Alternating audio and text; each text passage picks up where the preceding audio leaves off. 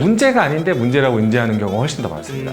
거기에 시간을 엄청 많이 허비해요. 마케팅 관점에서 시장에 있는 문제가 아닌데 네. 본인이 문제라고 여기는 거예요. 거기에 시간을 1년, 2년 녹이기 시작을 하면은 산으로 가는 거죠. 네, 안타까운 일들이 많이 벌어지죠.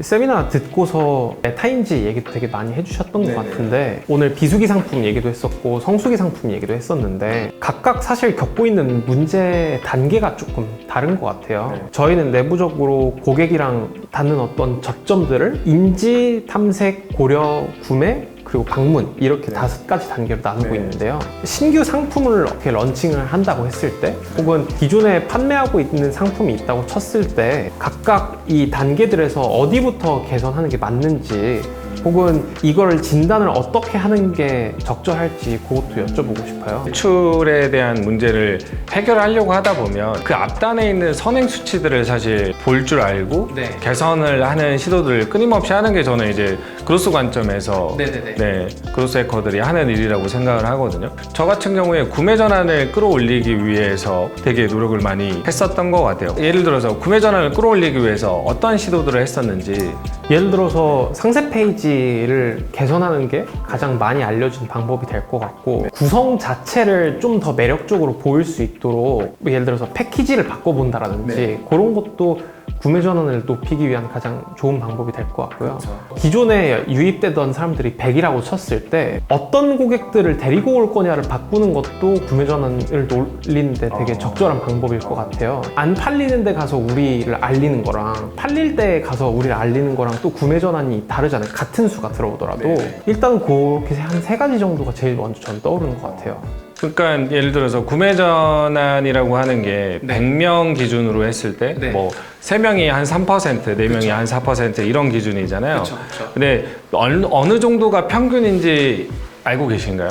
그때 아마 한 5% 정도면은 괜찮은 거라고. 성수기고 5%면은 엄청나게 괜찮은. 작았을 때 구매 전환 수치를 최대한으로 사실 만들어 놓고 그 이후에 트래픽이라던가 이런 거를 확장을 하는 거를 저는 좀 권하는 편이에요. 그로스 관점에서의 문제, 조금 전에 질문해 주신 브랜딩 관점에서의 문제, 관점에 따라 다 달라지거든요. 그렇죠. 세일즈 판매가 전혀 안 돼요. 영업적으로 들고 다니면서 팜플렛 들고 다니면서 판매하는 경우들도 있을 거고 광고로 하는 경우 문제가 있을 거고 홍보에 대한 문제. 그래서 내가 기준을 어떻게 가지느냐에 따라서 문제는 완전히 다 달라진다고 저는 봅니다. 그럼 예를 들어서 신규 상품을 런칭한다고 쳤을 때는 그 소위 이제 퍼널이라고 하잖아요. 퍼널의 어떤 단계부터 집중하는 게 맞을까요? 퍼널 전체 여정 안에서 환불이 안 나도록 하는 게 문제인지 모든 게 다 문제다라고 인지하기보다는 여기에서 결국은 정하는 거라고 저는 봐요. 모든 문제를 다 한 번에 해결한다라기보다는 환불률을 줄여야겠다. 라고 했을 때 여기 안에서 그로스가 들어가는 거죠. 그렇죠.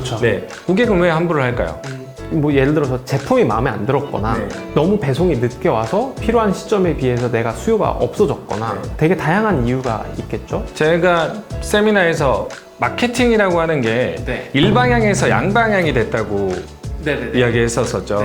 고객들한테 오히려 더 많이 물어보시는 게 대부분 우리가 생각하는 거 어떻게 보면 잘못된 생각인 경우가 많아요. 그렇죠. 오히려 그 문제라고 하는 것들이 실제로 제가 이제 필드에서 경험을 하고 브랜드 여러 번 론칭을 하면서 느꼈던 것들, 그리고 저는 대표님들하고 협업을 많이 하잖아요. 근데 문제가 아닌데 문제라고 인지하는 경우가 훨씬 더 많습니다. 거기에 시간을 엄청 많이 허비해요. 마케팅 관점에서 시장에 있는 문제가 아닌데 본인이 문제라고 여기는 거예요. 거기에 시간을 1년, 2년 녹이기 시작을 하면은 산으로 가는 거죠. 안타까운 일들이 많이 벌어지죠. 알겠습니다. 지금까지는 좀 되게 본질적인 질문들을 많이 드린 것 같은데 실무적인 영역에서도 드리고 싶은 질문이 있어요. 작년까지 퍼포먼스 마케팅을 되게 많이 하고 있었고 올해도 앞두고 있는데 고객분들이 되게 많이 보이는 행동 중에 하나가 저희 프로필을 눌러갖고 저희 피드도 되게 구경을 많이 해주시더라고요. 그래서 이게 우리가 퍼포먼스 마케팅만 할 게 아니라 마치 우리가 상세 페이지 관리하고 후기 관리하듯이 SNS 프로필 관리하는 것도 되게 중요하겠다 싶더라고요. 여기서 우리가 SNS에다가 콘텐츠도 올리고 요즘 릴스도 또 잘 나가니까 릴스도 올려야 되잖아요. 이런 거를 할 때 우리 타겟에 맞게 되게 니치하게 고객들을 정의를 하고 그런 고객들을 대상으로 콘텐츠를 만드는 게 좋을지, 혹은 저희 잠재 고객이 될 만한 다양한 고객들을 수용할 수 있도록 SNS 채널을 운영을 하는 게 좋을지 그런 것도 좀 여쭤보고 싶었어요. 이것도 어떤 기준을 가지고 있느냐가 너무 중요한데, 네. 예를 들어서 고객의 행동을 실질적으로 퍼포먼스로 이끌어내는 것들은 경품 주는 게 사실 제일 빨라요. 지인 같은 경우에는 라이브 방송을 하면서 곱창을 팔거든요. 네. 김치 냉장고 7대 깔아놓고 팝니다. 그리고 상품 수량을 굉장히 넉넉하게. 아니요, 적게 줘요. 적게. 그리고 나서 빨리 끝내버려요. 그러면은 소비자들이 손해보는 기분을 느끼거든요. 그쵸. 손해보면서 파는 거예요. 그 친구의 목적과 기준은 뭐였냐면 플러스 친구를 계속해서 늘리는 거예요. 일정 숫자, 뭐 예를 들어서 100만까지. 대형마트들이 가지고 있는 플러스 친구보다 일반 로컬에서 하는 건데 숫자가 더 많아요. 고객들이 실제로 어떤 거에 반응하는지를 이끌어낼 것인지, 아니면은 정말 브랜딩 관점에서 모든 컨텐츠들이 일관성이 있잖아요. 예를 들어서 예전에 어떤 영상인데 지역 축제에서 흥행에 와서 어르신들이 막 춤추는 게 있어요. 그게 엄청 몇백만이 터졌거든요. 근데 팔로워는 그렇게 늘지 않았어요. 왜 그랬을까요? 팔로우 할 만한 컨텐츠나 브랜드가 아니라고 생각해서 그랬을 것 같아요.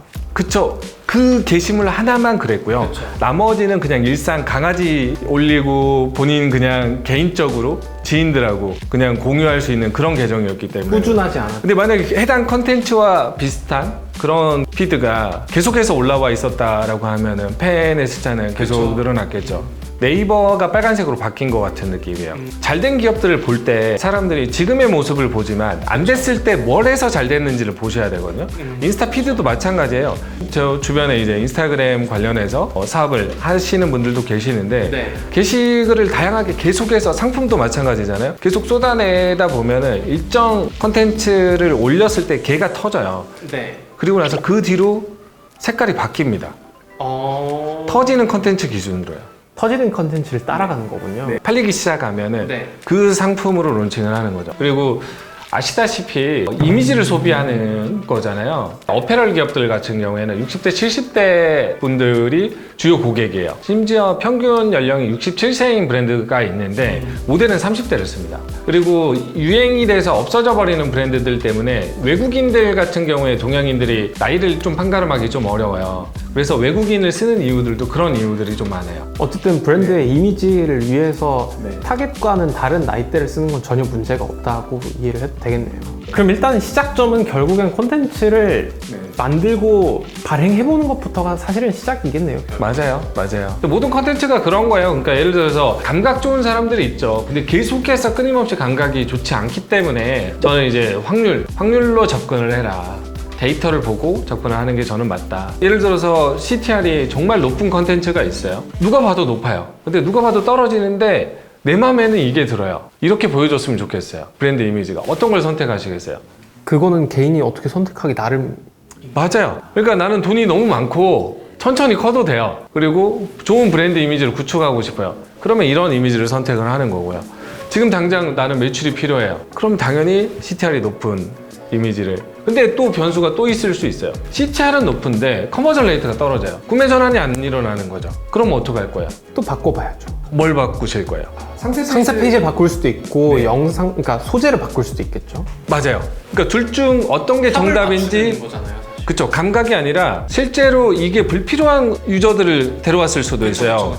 주부들 대상으로 하는데 10대, 20대들이 좋아할 만한 컨텐츠로 후킹을 했을 때는 반응이 안 좋을 수 있죠. 그쵸. 전환이 안 나오는 거죠. 근데 예를 들어서 회원 가입의 목적이에요. 온전히 회원 가입률을 올리기 위해서 내지는 플러스 친구라던가 이런 걸 늘리기 위한 목적으로 라고 하면은 저라면은 오히려 현찰을 걸어버리거나 금을 걸어버리거나 할 수도 있는 거고요. 근데 돈이 없어요. 회사 안에 예산이 별로 없어요. 그러면은 저는 이렇게 트래픽을 많이 가져올 겁니다. 네. 그러니까 10만, 20만, 30만 정도의 트래픽을 가져옵니다. 라고 했을 때 다른 걸 팔 수도 있거든요. 예를 들어서 캠프통 안에 인벤토리들을 저는 광고를 확보하고 기업들을 론칭해주고 오히려 자동차를 차라리 걸어버려요. 자동차 하나를 걸어주고 여기 안에서 광고 효과에 대해서 오히려 알리고 이걸 팔 수도 있어요. 그렇죠.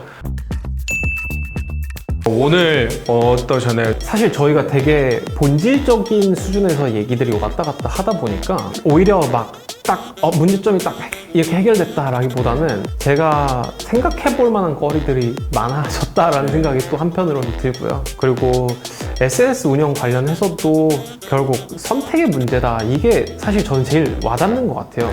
베이스를 그로스로 가진 저희 팀 입장에서는 말씀해 주신 어떤 마케팅 관점을 따라가기가 좀 더 쉬운데, 제가 느끼기에 저희 업계나 저희 브랜드나 다 어떤 무형적 가치를 소비하는 게 더 큰 시장이라서 맞아요. 본질적으로 상충이 있는 거예요. 이 고객들한테 팔면 팔릴 건 아는데 브랜드 관점에서는 이걸 팔았을 때 꼭 좋지 않을 수 있는 고민들을 하게 되다 보니까 고민을 하고 있는데, 결국 제가 오늘 얻은 가장 큰 답변은 선택의 문제다 인 것 같아요, 제가 느끼기에는. 저는 그렇게 생각합니다. 직접적인 문제 해결이라고 하는 것들, 미래라고 하는 것들은 불투명하기 때문에 네. 실행하지 않으면 알 수가 없잖아요. 어떻게 보면은 좀 영감을 주거나 조금은 생각해보게 할 수 있는 자리가 좀 됐으면은 좋지 않을까 이렇게 생각합니다. 혹시 제 채널은 구독하셨나요? 이 질문을 누군가가 받는 걸 보고 바로 저도 구독을 했습니다. 감사합니다. 좋아요, 구독, 알림 설정까지 같이 부탁드립니다. 부탁드립니다.